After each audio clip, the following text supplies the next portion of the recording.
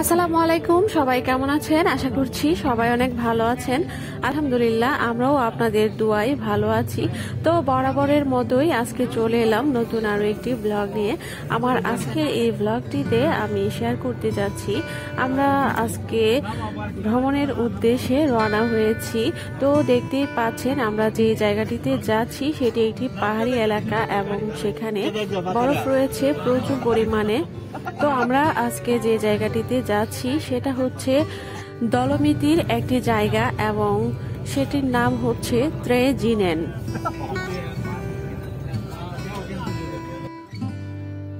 তো বাসা থেকে শুরু করে আমরা যে জায়গাতে যাই সেখানে যাওয়ার পূর্ব পর্যন্ত রাস্তার দুই পাশের দৃশ্যগুলো আমি খুবই উপলব্ধি করি।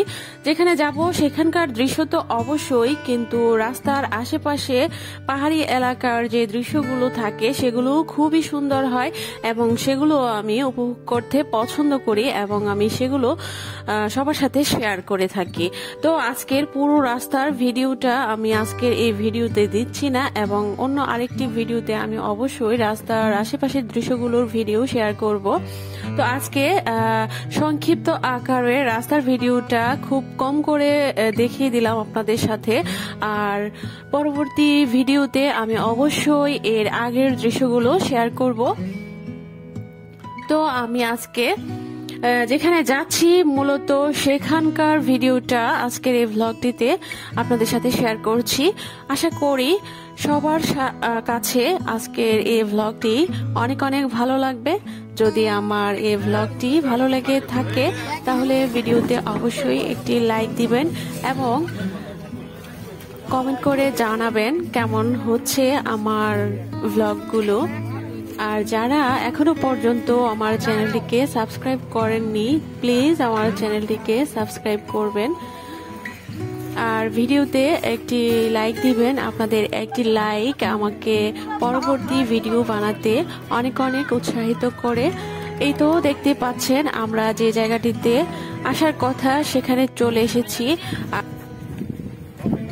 এই জায়গাটির নাম হচ্ছে ত্রেজিনেন। এখানে আমরা সবাই অপেক্ষা করছি টিকিটের জন্য। এখান থেকে ক্যাবলগুলো ছাড়া হয় একদম পাহাড়ের চূড়ার উদ্দেশ্যে, আর আমরা টিকিট নেওয়ার জন্য এখানে দাঁড়িয়ে আছি। আমরা যেহেতু সংখ্যায় অনেক মানুষ ছিলাম, একটা বাস পুরো ভর্তি করে আমরা এখানে এসেছি।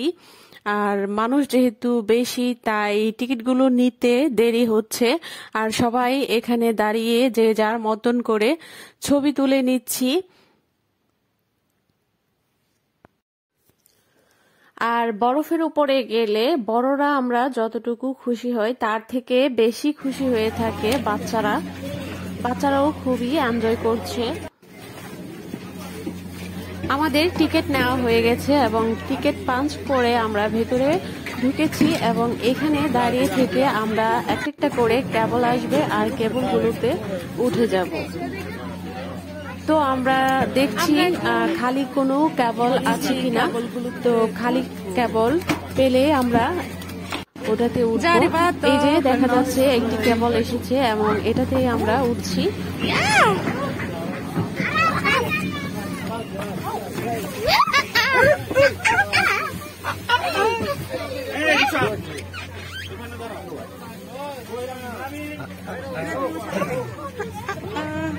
বেবিরা কেবল কারে উঠে খুবই মজা পাচ্ছে, আর আমাদের সাথে যারা এসেছেন তারাও লাইনে দাঁড়িয়ে আছেন। এখানে একটা করে কেবল আসবে আর ওনারাও আমাদের সাথে কেবলে করে পাহাড়ের চূড়া পর্যন্ত যাবেন।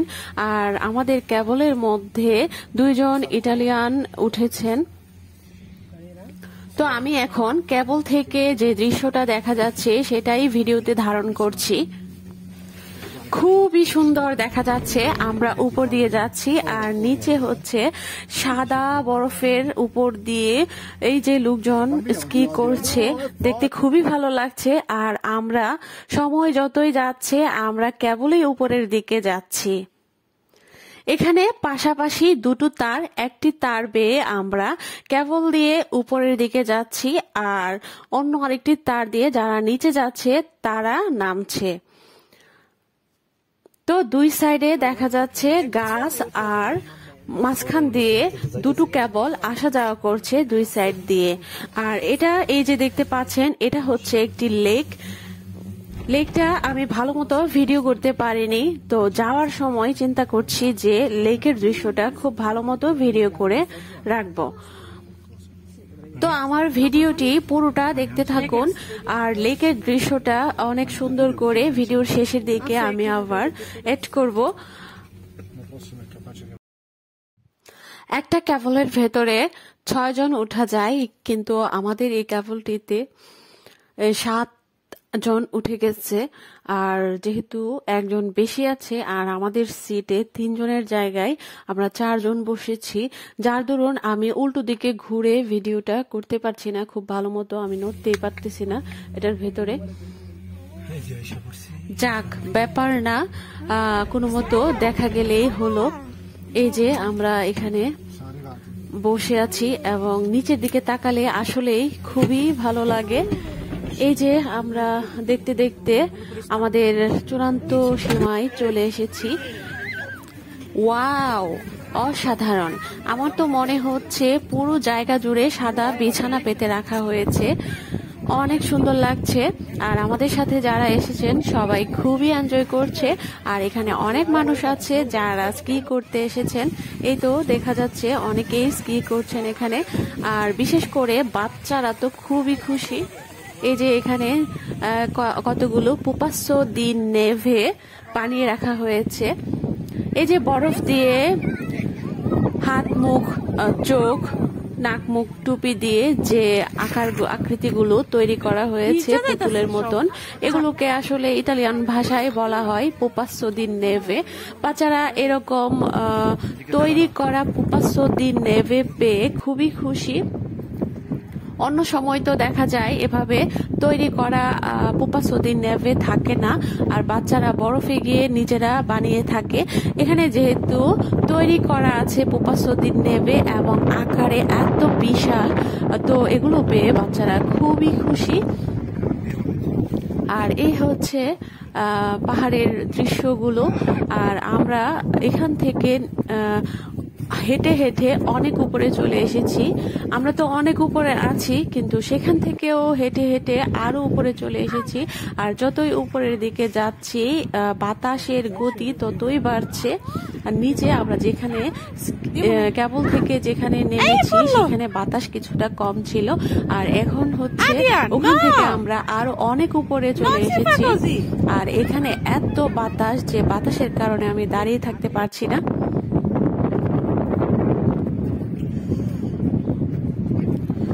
আর আমার তো এরকম দৃশ্য দেখলে বলিউডের সিনেমার কথা মনে হয়ে যায়। আর বলিউডের সিনেমাগুলোতে সাধারণত আমরা এ ধরনের দৃশ্য দেখে থাকি। আর এই যে দেখেন, ওনার এরকম দৃশ্য দেখলে নাচতে ইচ্ছে করে, আর উনি নাচ প্র্যাকটিস করছেন এখন। আর এই যে বাচ্চারা এখন বরফ দিয়ে খেলা করছে। ওরা বরফ দিয়ে খেলতে খুবই পছন্দ করে। আর মায়ের কাছে গেলে যেমন বালি নিয়ে খেলাধুলা করে, তেমনি বরফের উপরে এলে বরফ নিয়ে খেলাধুলা করতে খুবই পছন্দ করে। এই যে বরফ জমিয়ে জমিয়ে ওরাও চেষ্টা করছে পুপাসো দি নেভে বানানোর জন্য। আমার মেয়েও ওদের সাথে হেল্প করছে। লাস্টবার যখন বরফে এসেছিল তখন তারা এরকম করেছিল শুয়ে শুয়ে, তো এবারও যখন এখানে এসেছে তখনও ওরা আমাকে পাগল করে দিচ্ছিল যে মাম্মা আমরা বরফের মধ্যে এরকম এরকম। তো আমি সমান বরফ পাচ্ছিলাম না খুঁজে, এখানে যেহেতু সমান একটু জায়গা পেয়েছি তখন ওদেরকে অনুমতি দিলাম এবং ওরা খুবই খুশি হয়েছে এমন করে।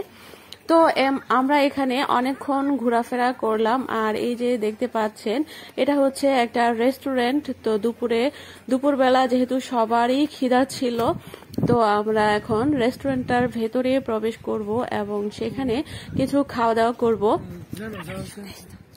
এই যে এখানকার ভালো লাগার দৃশ্যগুলোর মধ্যে আর একটি দৃশ্য হচ্ছে এই যে এখানে ছাউনি, রেস্টুরেন্টের ছাউনির উপরে অনেক উঁচু করে অনেক পুরো বরফের স্তর রয়েছে।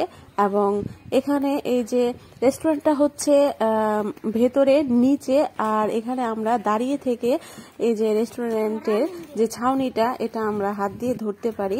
আর আমি তো খুব কাছে গিয়ে ছাউনিটা হাত দিয়ে ধরে দেখে এসেছি এবং কাছে গিয়ে ছবি উঠিয়েছি। যদিও এখান থেকে সূর্য অনেক উপরে, কিন্তু এখান থেকে সূর্যকে অনেক কাছে মনে হচ্ছিল। তো সব মিলিয়ে দৃশ্যটা অসাধারণ লেগেছে আমার কাছে। এই যে উপর থেকে দেখলে বোঝা যায় এটা আসলে কতটা ভেতরে ঢাবানো আছে। আর এই যে আমরা এখন রেস্টুরেন্টটার ভিতরে প্রবেশ করলাম। এখানে আমি পুরো ভিডিও ক্লিপটা নেইনি, এখানে আমি কাফে খেলাম আর এখানে বসে আমরা খাওয়া দাওয়া করছি। আর এখানে ঘোরাফেরার একটা অন্যতম মজা হচ্ছে এখানে জায়গায় জায়গায় ওয়াশরুমের সুব্যবস্থা রয়েছে। সুন্দর না? খাওয়া দাওয়া করে এখন আমরা উপরের দিকে যাচ্ছি। এখানে দুটো রেস্টুরেন্ট রয়েছে, একটা হচ্ছে উপরে আর একটা হচ্ছে নিচের দিকে। তো এই সিঁড়িগুলো দিয়ে হেঁটে হেঁটে নিচের যে রেস্টুরেন্টটা ওখানে যাওয়া যায়। এতক্ষণ ধরে এখানে আছি আর এই জায়গাটিতে যাওয়া হচ্ছে না। চলুন তো দেখি এই জায়গাটিতে গিয়ে নিচের দৃশ্যটা কেমন দেখা যায়। তো এখান থেকে দেখতে পেলাম এখানে একটি বন্য হরিণ রয়েছে। আর আমার ছোট ছেলে অবাক হয়ে বলছে কিভাবে এই হরিণটা এত ঠান্ডার মধ্যে বেঁচে আছে। ও তো ভেবেছিল যে এটা মনে হয় কোনো আর্টিফিশিয়াল হরিণ হবে বা প্লাস্টিকের হরিণ টরিণ হবে, যে এটা যে একটা জীবন্ত হরিণ। ও অবাক হয়ে তাই দেখছে।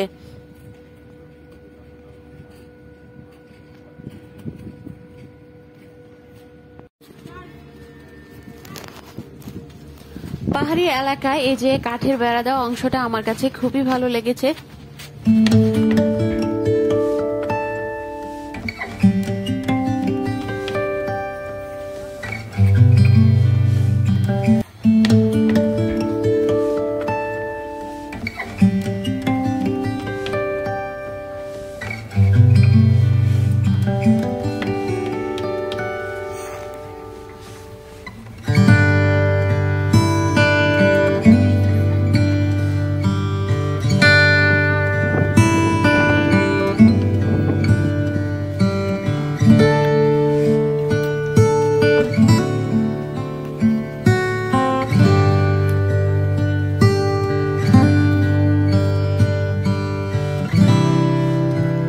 দিয়ে যখন নিচের দিকে নামা হয় তখন কেবল থেকে নিচে তাকালে মনে হয় যেন পড়ে যাব। ঠিক যেমনটা ফিল হয় রোলার কোস্টারে উপর থেকে নামার সময়। রোলার কোস্টার দিয়ে যখন উপর থেকে নিচে নামা হয় তখন যেমন দেখা যায় যে কখন যেন পড়ে যায় ভেতরে যেমন কেমন একটা ভয় শুরু হয়। তো কেবল দিয়ে যাওয়ার সময় যদি নিচের দিকে তাকানো হয় ঠিক তেমনি ফিলটা হয়।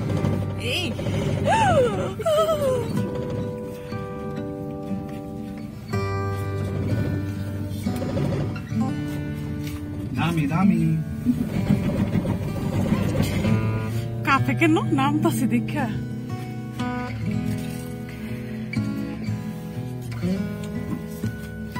কাশ্মীরের মতন না?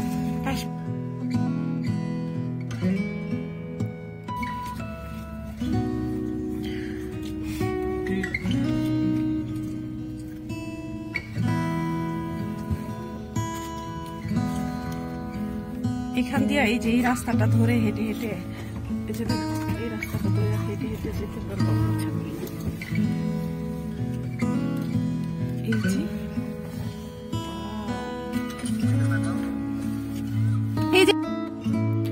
এই যে এখানকার সিনটা যাওয়ার সময় তুমি নিতে চাইছিলা কিন্তু নিতে পারোনি। এটা তো একটা লেক, এখনো পানি আছে, পানি পুরোপুরি বরফ হয়নি। দেখো আলপস পর্বতের সবচেয়ে উল্লেখযোগ্য সাইট হচ্ছে ইউনেস্কো ওয়ার্ল্ড হেরিটেজ দলমিতি। এটি মূলত পাহাড়ের 3টি চূড়ার জন্য বিখ্যাত এবং সবচেয়ে উঁচু যে চূড়াটি সেটির উচ্চতা হচ্ছে 2999 মিটার এবং মাঝারি পাহাড়ের চূড়াটির উচ্চতা হচ্ছে 2973 মিটার এবং যে সবচেয়ে ছোট চূড়াটি সেটির উচ্চতা হচ্ছে 2875 মিটার। এটি শীতকালে বহু আন্তর্জাতিক পুরস্কার বিজয়ী একটি স্কি এলাকা এবং গ্রীষ্মকালে একটি হাইকিং এবং পরিবার বান্ধব অ্যাডভেঞ্চার ল্যান্ড। এটি পৃথিবীর আর কোথাও নেই। বরফের ভেতর থেকে বের হয়ে আসছে। আমরা যে কেবলটিতে উঠেছি এটার গ্লাসটা কিছুটা ময়লা ময়লা হয়ে আছে, যার কারণে দেখা যাচ্ছে সাদা বরফটার মধ্যে কিছু ময়লা ময়লা দেখা যাচ্ছে। গ্লাসটা তেমন পরিষ্কার না, যে কারণে ভিডিওটা পুরোপুরি ক্লিয়ার আসছে না, কেমন যেন ঝাপসা ঝাপসা মনে হচ্ছে। আর কেবল থেকে গ্লাসের ভেতর দিয়ে যখন সরাসরি নিচের দিকে তাকানো হয় তখন কেমন ভয় ভয় লাগে, ঠিক যেমনটা রোলার কোস্টারে বসে নিচের দিকে নামতে গেলে যেরকম ভেতরে একটা ফিল হয় যে কখন পড়ে যাচ্ছি এরকম ফিল, ঠিক তেমনি যখনই নিচের দিকে তাকানো হয় তখন এরকম মনে হয়। আর মনে হয় যেন আমরা বরফের উপরে ভাসছি।